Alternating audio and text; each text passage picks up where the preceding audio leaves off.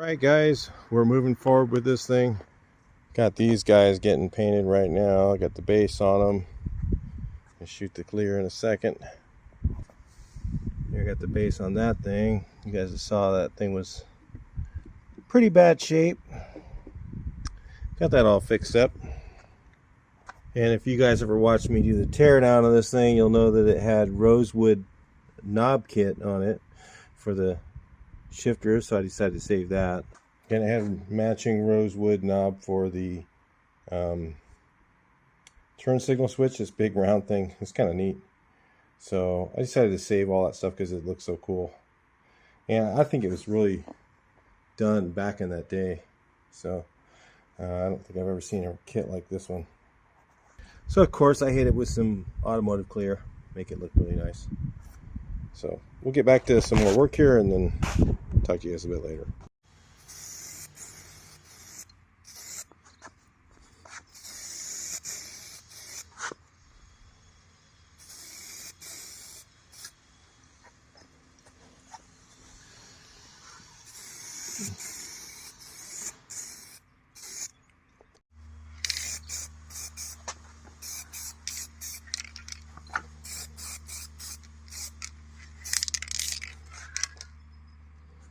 Just grind down. I grind down all the cracks with some with a grinder, so it'll adhere to it, nice and rough. Coat this with some WD-40, this pipe, so that I can trowel some on there. Really, this stuff sands really good. J&B Weld sands like really good for repairing something like this. You guys would be surprised. We've been using it since, I've been using it for like 35 years for doing repairs like this. But I'm going to use panel adhesive because it's basically steroids J&B Weld, so, and it won't stick to that grease there, so, on the WD-40. So anyway, let's try it out. We'll see in a little bit. All right, so I thought I'd give one more take a look here for you guys who are skeptics on whether this is really Strato Silver. If you can see how blue this is. Look, right here, again, you can see the chip in the paint, so you know it's original, all right? All the way from right here, all the way, this section in the middle is original paint. I did not blend it. I didn't spray it and blend it in or anything like that. This is all original paint, and there's almost no transition there. Look on this one. Right here you can see where there was a splatter. Let me get you guys up closer. We'll get you on a different lens here. You can see that splatter right there. That's original paint. Okay, that's just the way it looked underneath. Okay, and again, the same thing. You can see a nick right here. That's a nick. That's a nick. That's bare metal. Right underneath. That's original paint. All this right here is all original. All right. All I did was spray this direction like that. I did not blend this at all. So this is original paint all the way along here. And if you can see, the same depth, the same darkness, it's the same amount of blue. I mean, this might even, in some places, looks a little bit, tiny bit bluer, but not really. I mean, it's a cast difference. It's not really the color. The color's exactly the same. So again, this is raw metal. There's chips and stuff throughout this area, just lightly. You can barely see them, and that's original paint. So there's no so some guys are going to look at this car when it's done. They're going to go, oh, that's not Strato Silver. This is Strato Silver on this car. No, this is Strato Silver. That one probably isn't, if that's the difference. I'm just saying, that's how close we got it matched. Those of you guys who haven't seen this yet. Most cars I've seen are not this dark. Most of them are a lot lighter and a lot less blue. So it's kind of interesting. You know, listen, I like the other colors too. I like the other cars I've seen. I just particularly had this great palette that I could match, and I had some colors and stuff that I could work with it and get it tighter. So I thought it'd be kind of neat to see what Strato Silver really looks like with clear on it, because the original paint did not have clear, so it does look different. It looks lighter when it's with no clear. When you put the clear on it, it brings the depth in. But if you can see on Strato Silver cars, they have, if you can see an original paint one, there's not that many of them out there, but if because the paint just didn't last, the old metallics. If you can see one, you can see one that's all single stage, and down in the corners and stuff, it's darker like this one is. It has that depth where it's real dark in the corners, real bright silvery on the top. So I think we're right in there. So once you see it in person, it's going to be something really neat to see, because that is I don't think anybody in this world has matched it better than that. Not that I've seen. Anyway, just saying. I'm saying that, they didn't have a palette like I did, and 3 or 4 or 5 days a week or whatever it took me to do that. And they didn't have it. You can see right here, if you look in the corner, there's a tiny bit of primer, and I just sprayed literally right there. I didn't try and blend it, nothing. And then you can see the chip over here, and there's almost no sign of a transition there. Anyway, talk to you guys later.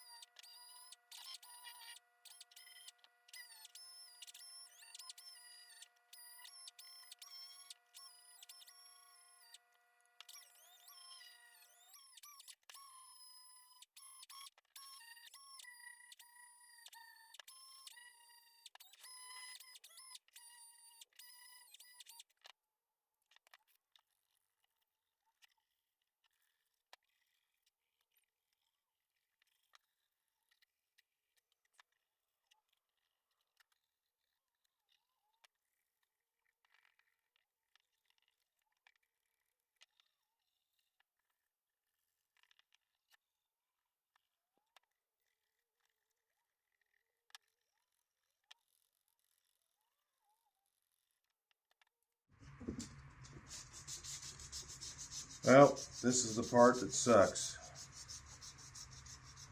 when you're doing these steering wheels, but gotta get through it somehow. Keep sanding.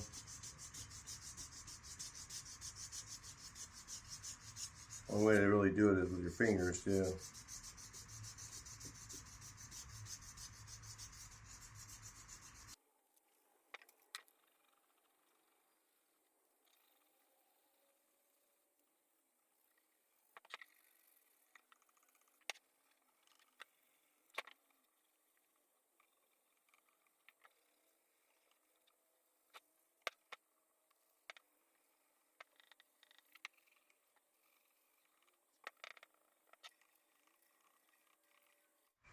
I'm just going to do wet on wet.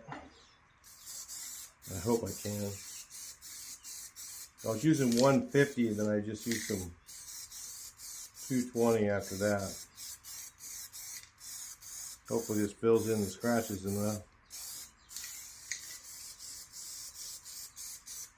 These spray cans don't spray with beans, but they work. This stuff works pretty good.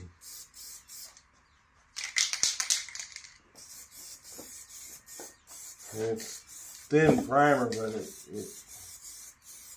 hopefully it'll fill in some of the scratches, and then give it an adhesion coat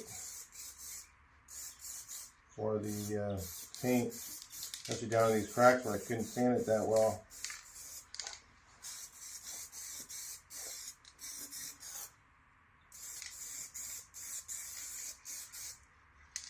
That's about 2 hours there off camera, you guys.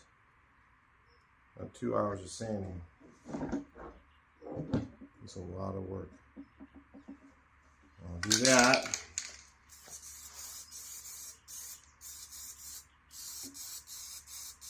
Well, it looks pretty good though. What do you think? Am I still in frame? Nope. Move you guys back a little bit.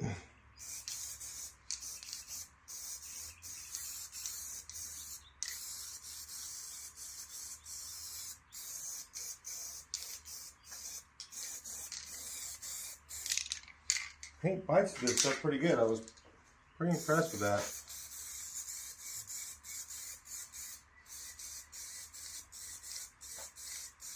Smells a little different. It's like an alcohol base.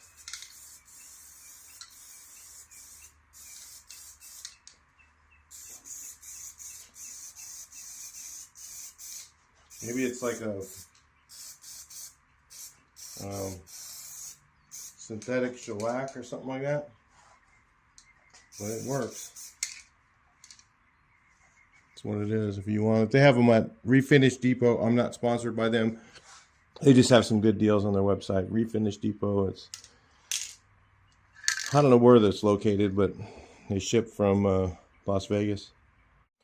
All right, for painting this, I'm going to use this Vever spray gun. Somebody on the channel requested that I get one of these and try it, and it's I think it's a Sada copy or something, because it takes the same seal that the Sadas do. I don't know which, if it's 3,000, 4,000, 5,000, but so far it's sprayed primer pretty good. I used it for that, and because it has a 1.3 and a 1.7, but I really wouldn't recommend trying to switch back and forth, because the seal, it's kind of a pain to keep switching it all back and forth. But if all you had was one gun, you could probably do both with this so far. But let's spray this and see how it turns out.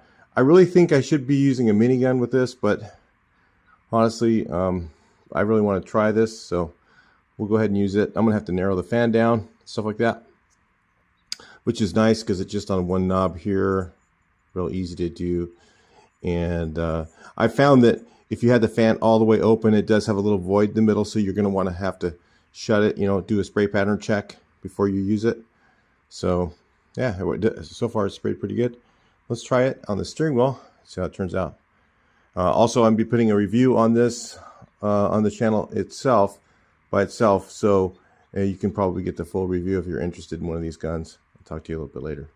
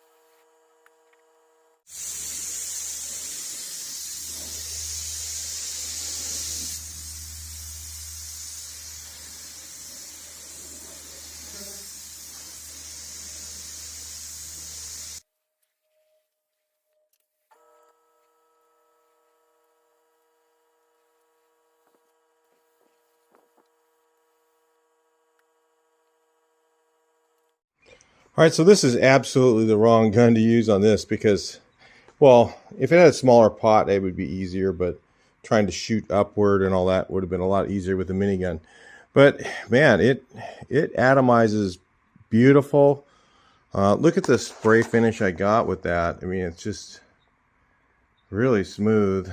No runs going on or anything, and that's at very low pressure. So this thing has the capability of atomizing really well at lower pressure. So that's a good, DIY guy gun. You get one of these for paint, one for primer, for the price. Link on the description, check it out. And look at the review. Maybe I'll put a link to that too. I don't know. Maybe I'll have that up first. I don't know if I will or not. All right, so anyway, off camera, I powder coated that. It's actually silver, not chrome. And figured it gets scratched up a lot down there. And then putting the ignition switch in, I mean, that took me like 30 minutes, even though it was just a couple of wires. You had to smash. So some of these, the wiring harness, if you ever have to do this, you just take your pliers and smash the wires down so you can get two in the same one. So you just smash them down and shape them and stuff and put them in, because they have solder on all the wires, so it's a pain. So every wire takes time to put in place, and I still don't know where my ignition key is. That sucks, you know. I know I had it. I just looked at the video. I had the key. I don't know why I would have taken it out of the ignition. I always leave them in. Maybe it fell out inside the box over there. Figure I'll get to that later. I got the number on it, so I can always order one, but it really sucks when it had the key and you lose it, right? So anyway, I put this in. You notice there, I took the metal ring, that put a new one up, new cable, because the cable was broken. So now I'm going to put this in place. Anyway, the steering wheel's in, looks great. Yeah, it looked good for a while. Eventually it's going to crack again, but you know, usually it doesn't when you use the J&B weld. Usually it lasts quite a long time. And some guys are saying open up the cracks. I usually, if they're wide enough that I can shove it in there, that's plenty.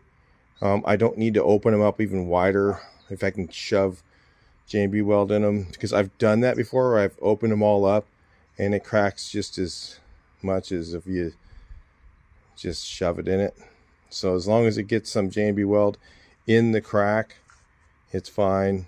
Or panel adhesive in my case. It's just basically a J&B weld, but it's a little easier. I mean, it's just, you can make more volume of it. Like you buy 10 tubes of J&B weld to, you know, it's just easier to do that way. So anyway, since I have it, shoved it all in there, sanded it, of course, and then filled all that. It just took hours. It takes hours to restore one of these steering wheels. It really does.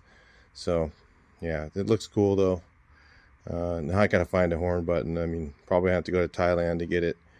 Those guys over there have new ones. I mean, it's about all you can find, unless you got $500-600 for a horn button. I don't think I'll be doing that. So anyway, those Batwing wheels are really expensive. Let's see. I don't know if you guys saw this.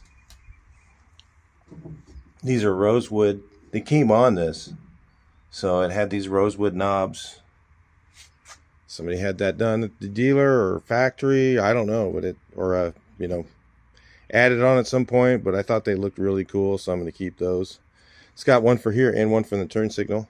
So it's got this big round knob for the turn signal. It looks kind of neat. I liked it when I saw it. You know, might take them off and re-clear them again just to get them even shinier. But I'll do that when I'm doing some other clear on something, just to get another coat on them. They kind of, this one kind of dulled out a little bit. Once I put another coat on there, it'll be great. It just soaked into the wood. But yeah, those look cool. I thought that was neat. I think that's just going to set it off, make it a little different. Filming assembly is very difficult because a lot of it I'm looking for the parts, so I'll work on something for a while. There's a part I can't find, like for instance the key for the ignition. Can't find that. It's somewhere. I don't think I would have thrown it away. I know that for sure, but where is it? I don't know. Usually I put them in the ignition and leave them there until it's in, but for some reason that didn't happen. But anyway, so like I got to find my circlips for that right now, so I'm kind of stuck looking for that. And then so I'll find that, and then while I'm looking for that, I'll find something else, I'll put it on. It's just, you know, something else I was looking for, I'll find, and you know, it's just a shit show process of trying to put this thing together. So it's really just impossible for me to film all this stuff, but I'm just trying to show you what I'm doing. Like I forgot the screen behind that, so I've got to powder coat the screen, put it on there and cover up the hole, and then take that thing back off. So it's just a process. You put things on, take it back off, put them back on, take them back off, just like constant like trying to put these latches on. Had to wire wheel them all up and then putting screws in them, and I found my stainless ones I'm going to use. Putting everything I can stainless on this thing. That's what I usually do. So anyway, almost all my projects have stainless bolts everywhere I can find. Almost everything. Some stuff I leave original. Like I think the fuse block, I think I've got the right screws, so I'm going to use those. They look like this, I think. And I'll put those in. See what I've got. Anyway, I try something, if I realize it doesn't fit, then take it back off, look for the right one, put it on. It's just complete. Process is just slow. And then I'm having trouble with these. For some reason, I always had these things usually just slide right in pretty easily. Not too bad, but this one is just terribly bad. It just doesn't fit anywhere. So just putting the rubber in this one, and this is from Wolfsburg West, the best quality you can get. Okay, whatever. And it doesn't fit on this car. I don't know, maybe the early ovals are slightly different, you know, stuff like that. It's fun. So it's a long process, this whole process of assembly. You know, like I got the glass out over here. I don't remember if it was cracked. Maybe it is, maybe it isn't. Maybe I'm going to put a new windshield in. Most of the time I put in new windshields, but usually you don't get the old one in without cracking it. But, you know, I mean, I'll try it if I can get it in, if it's not too wasted. So I'm going to kind of clean it, you know, power washer out, clean it up, check the glass. Yeah, I'm going to take the sticker off. I'm not going to leave it on there. It doesn't really have any value to me. UCSB, I don't care about that really. Yeah, all these things here are just, I got to put penetrating lubricant on them because I want to make sure that they come loose. Like this one.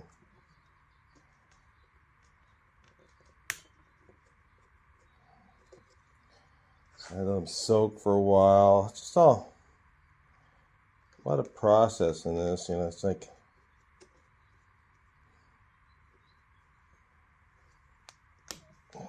just want to make sure you don't ruin anything.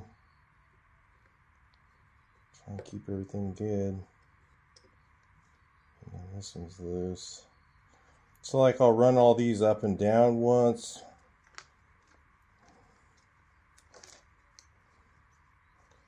Just all this process is just slow. I'll run them all up and down once, make sure the threads are all good. You really got to check connections in the back of them. Sometimes it's better to replace these, but you know, make sure all this is all good. I'm going to take electrical spray and spray all that, and make sure the connections, because, well, actually these ones you don't have to worry because it's going to go from here to here, right? It's this side where the little rivets are.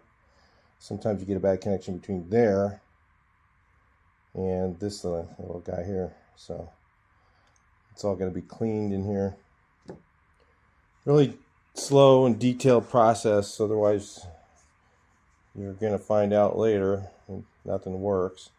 So I'm going to use a little bit of brake spray first because electrical spray is a lot more expensive. And just hit it with that. It's not the same. Some brake sprays are the same, but not this one. Just to degrease it. Then I'll go through and clean it. Use electrical spray on all of it. Electrical contact cleaner. Then sometimes I'll even use this other stuff that increases electrical contact on some of the areas. I'll show you. So I'll use this. I have this at Home Depot. This electrical contact cleaner.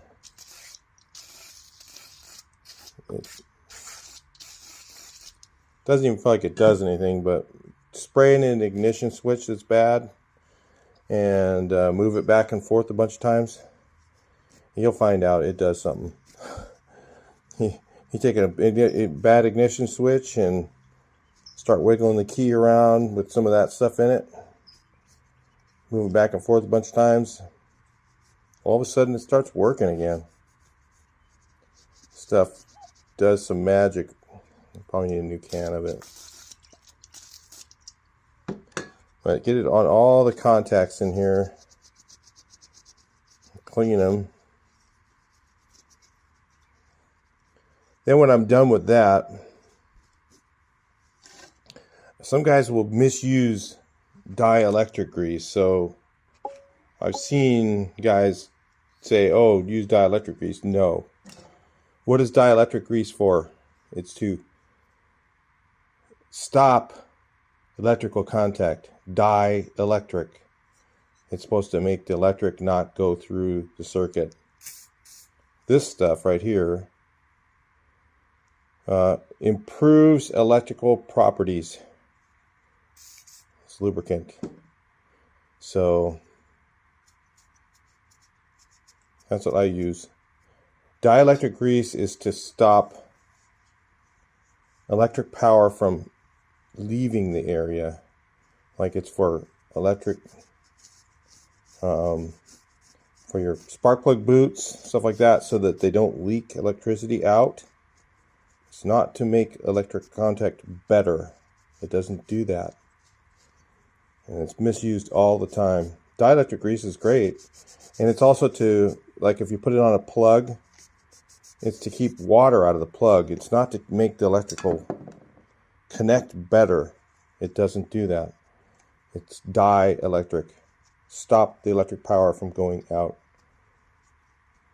I see it misused all the time. So now I got to find the screws. That's what I'm going through.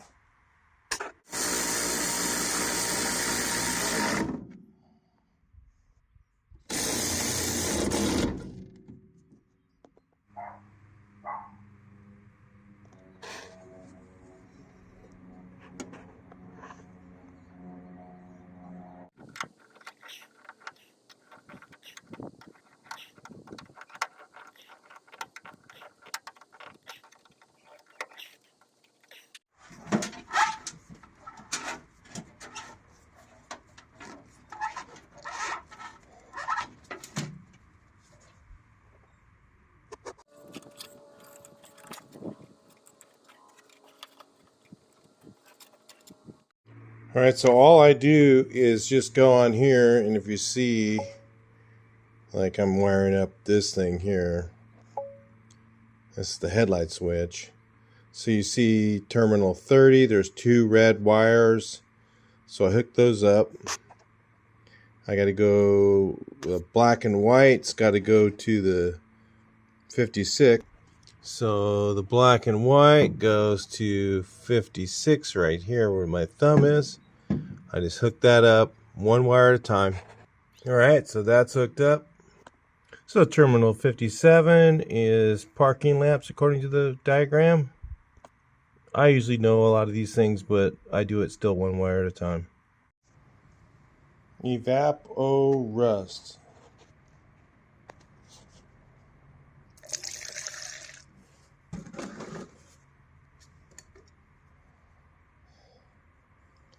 These suckers are $15. I think I'll do that.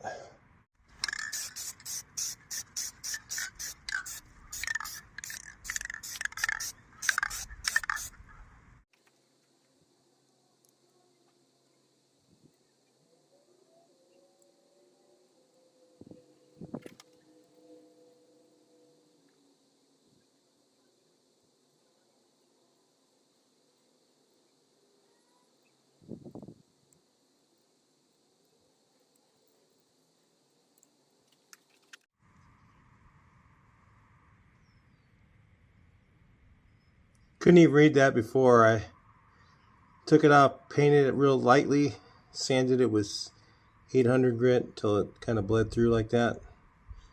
That's about as good as I can get it, but you can read it now. That's a early oval horn. I don't know what years they came on like that, but look at the if you look at the logo, the H thing circle, that's what's on the Bosch parts in the if you look at the old stuff, it has that logo on it, so I think it's pretty old. All right, so we got the wiring pretty much in place. I've been working on this thing like about almost a whole week, and this is all I've got done. And the steering wheel, of course, that took like a whole day to do. It looks pretty nice. It looks good, actually. And then assembling this, holy mackerel, that turn signal switch. If you've never done a Batwing steering column, oh, they're special. So yeah, I got that. I'm going to take apart the speedometer before I put it in and grease the thing on it, because I just know it's going to be bad. I finally was looking, finally found the ashtray, so I'll get that painted. You know, it's just like digging through stuff. You know, I have all the parts all organized, but there's just so many of them. They're all in little Ziploc bags and everything, but you know, you take it all apart and it's still, which bag you're in. The bag insides the baggies are all dirty and you can't see what's in them because they're, you know, the parts are all dirty and just rusty and stuff. So yeah, I got these on. Still got to do these bolts here, and not much. I still got to take that grill back out, paint behind. I got to do the little grill, get the shifter kind of sitting there in place. So that's what that looks like. So you got your shifter and this big knob here. Isn't that cool? I like that a lot better than the original one. I think the original ones are neat too, but that's really cool. Somebody went and paid a lot of money extra. Wait till the red interiors in here with those knobs. It's gonna look neat. I found the key. Just it was in one of the baggies. I just didn't get into that one yet. The speedo is on, connected. All I gotta do is hook up the speedometer once I get it fixed. Every part I'm taking apart, fixing stuff, cleaning everything. Just takes hours and hours to do just one little thing.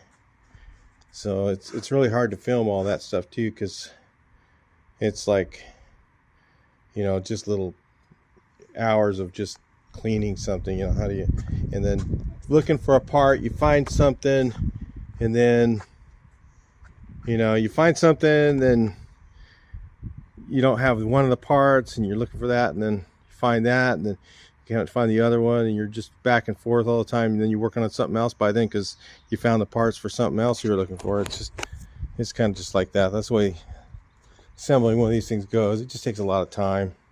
So yeah, I love it when people go, "Hey, don't you assemble after you painted?" It's like, dude, that's a whole new deal. That's like a restoration now.